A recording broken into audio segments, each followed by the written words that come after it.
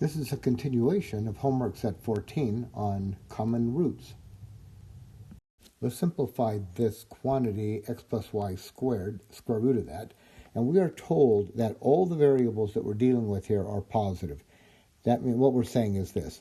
We're saying that x is positive, so it's a positive number, y is positive, so x plus y must be positive, and that means that we don't need absolute values.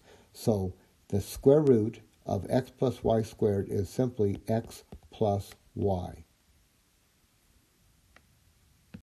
Question 12, what we're looking for is the square root of x to the 8th.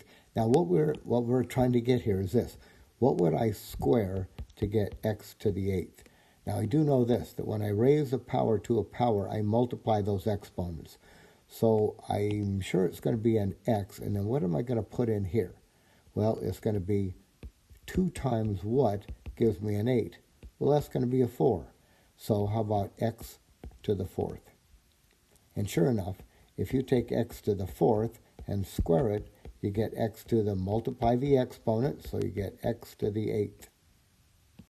Well, here in 13, we're adding 2 square roots. So just take in each individual square root. How about 8 plus 4?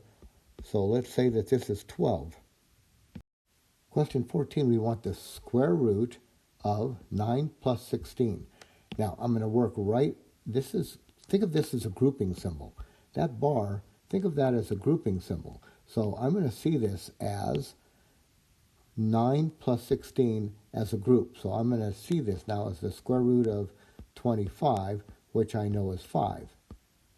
Now this is not the square root of 9 plus the square root of 16, giving us 3 plus 4, or 7. Right? You cannot break up this grouping symbol like that.